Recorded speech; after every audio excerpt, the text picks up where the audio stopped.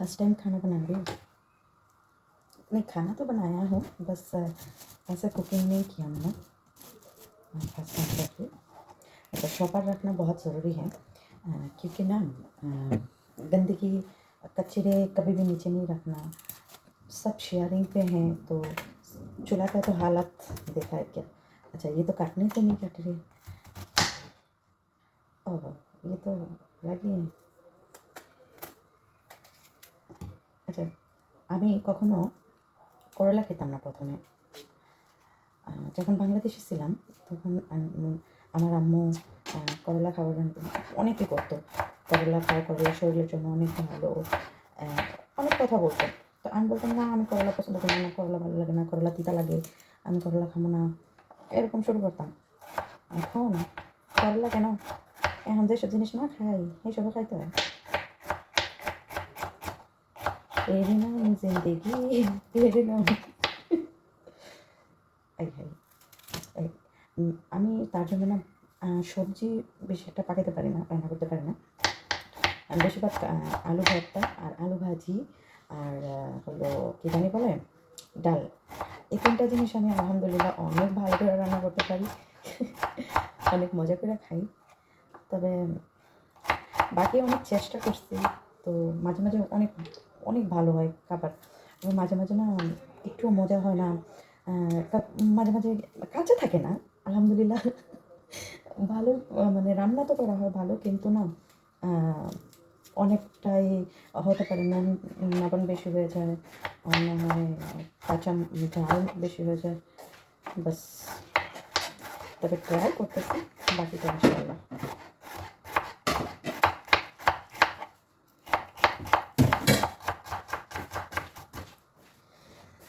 প্রবাস জীবন কত সুখে আছি, তাই না? আচ্ছা, আমি প্রায় 2 বছর ধরে, 2 বছর না, আমি যখন থেকে আসছি এখানে তখন থেকে না আমি কচু শাক খাই না। তো আজকে আমার আম্মুর সাথে আমি কথা বলতেছিলাম, তো তখন আমাকে বলছি যে আম্মু আমি না কচু শাক অনেক মিস করতেছি। তো উনি বলে বাংলাদেশ এসে পড়ো। আপনাদের বলেন কচু শাক খাওয়ার জন্য কোন বাংলাদেশে আসে?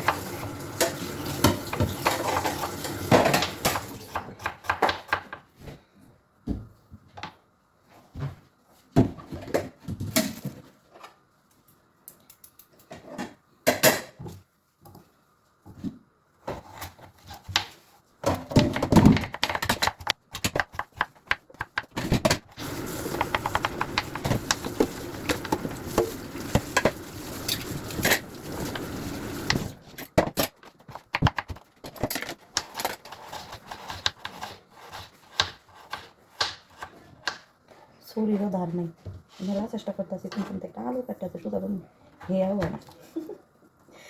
আচ্ছা, আমার আম্মু বলে কচু শাক খাওয়ার জন্য তুমি দেশে এসে পারো। আমি কাম না, কচু শাক খাওয়ার লাগে যদি তুমি দেশে চলে যাই, আমার এখানে কাম খেতে হ্যাঁ। ফাইনালি কাটা হয়ে গেছে, পেঁয়াজ কাটতে এখন বাকি ইনশাআল্লাহ। সত্যি মার হাতের রান্না তো মার হাতের রান্নায় কি ভুলটা না করছি। যখন বাংলাদেশে ছিলাম, যখন আম্মু বলতো একটু রান্না করো, কান্না করতাম, আমি রান্না করতে পারবো না, আমি কেন রান্না করবো, কেন আমি করব। সেই কেন এখন কেন হয়ে গেছে। একটু কান্না করতাম তো বাপে বলতো, এই আমার মেয়ের দিয়ে কাম করাবা। হুম, তখন যদি বাপে না করতো যে না আমার মেয়ের দিয়ে কাম করাও, তাহলে তো আলহামদুলিল্লাহ আমি এখন ভালো কাম জানতাম, আর ভালো ভালো রান্না করে এই করলাম। রান্না করার জন্য আমি ইউটিউবে ভিডিও দেখতেছি আধা ঘন্টা ধরে, একটার পর একটা ভিডিও দেখতেছি কি কেমনে রান্না করে। তো ফাইনালি একটা পছন্দ হয়েছে, সেটা এখন রান্না করতেছি।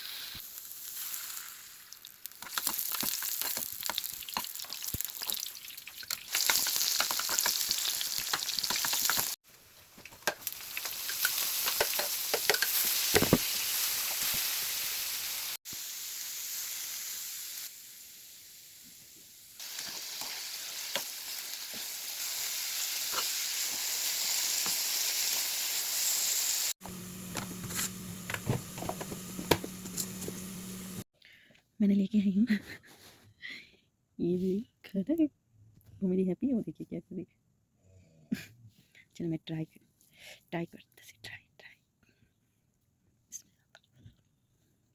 ज़बरदस्त। Bye bye.